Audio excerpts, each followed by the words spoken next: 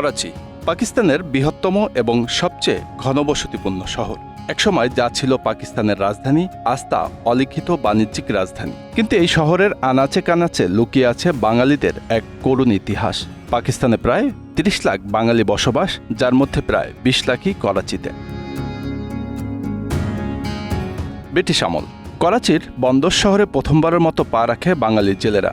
উর্দুভাষী ব্যবসায়ীরা তাদের নিয়ে আসেন সমুদ্র উপকূলবর্তী অঞ্চল থেকে। তারপর থেকেই করাচির বুকে জন্ম নেয় এক ছোট্ট বাংলাদেশ, যেখানে বাঙালি পাড়াগুলো একে একে গড়ে ওঠে। Orangi town, Ibrahim Hyderi colony, Bilal colony, Ziaul Haq colony, Musa colony, Machar colony, Chittagong colony এবং ল্যারির বাঙালি পাড়া, এসব জায়গায় বাঙালি বসতি এতটাই গভীর যে করাচিকে ছোট্ট বাংলাদেশ বলে অভিহিত করেন অনেকেই। পৃথিবীতে বাঙালিদের সবচেয়ে বড় 10টি শহরের একটি করাচি। শুধু তাই নয়, করাচি বিশ্ববিদ্যালয় থেকে বাংলায় মাস্টার্সও করা যায়।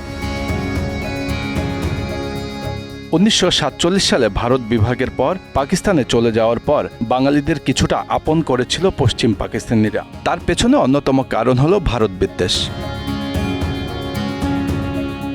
1971 সালে বাংলাদেশ স্বাধীন হওয়ার পর থেকেই শুরু হয় বাঙালিদের দুর্দশা। পাকিস্তানে বসবাসরত বাঙালিদের জীবন হয়ে ওঠে বিষময়। তাদেরকে ডাকা হয় পাকিস্তানি মির্জাফর। ঘৃণা, বৈষম্য, চরম নির্যাতনের শিকার হচ্ছেন তারা।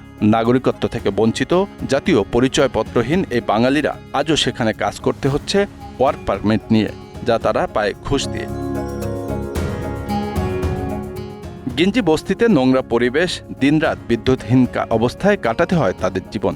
স্কুলে যেতে পারে না তাদের সন্তানেরা, কেনা যায় না কোনো জমি বা বাড়ি। বেঁচে থাকার জন্য বাঙালিদের করতে হয় নিম্নমানের কাজ, ফুটপাতে হকারি, সবজি বিক্রি কিংবা মাছ ধরার মতো গুরুত্বপূর্ণ কাজ। অথচ করাচির মাছ ব্যবসা পুরোপুরি নির্ভর করে বাঙালিদের উপর। পাকিস্তানের রাজনীতিবিদদের কাছে বাঙালিদের সমস্যাগুলো আজও উপেক্ষিত। 2018 সালে সাবেক প্রধানমন্ত্রী ইমরান খান প্রতিশ্রুতি দিয়েছিলেন বাঙালিদের নাগরিকত্ব দেওয়ার, কিন্তু সেই প্রতিশ্রুতি আজও রয়ে গেছে কাগজ কলমে। বারবার আন্দোলন করেও বাঙালিরা পায়নি তাদের অধিকার।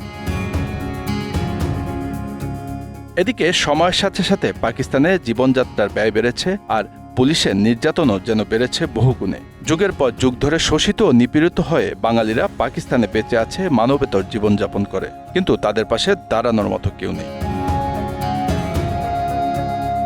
আজ করাচির বাঙালিরা এক অনিশ্চিত ভবিষ্যতের দিকে তাকিয়ে আছে। নিজেদের পরিচয়হীনতার গ্লানি নিয়ে তারা জন্ম দিচ্ছে এক নতুন প্রজন্ম, যারা জানে না কিভাবে তাদের ভবিষ্যৎ গড়ে উঠবে। Bangla affairs news desk.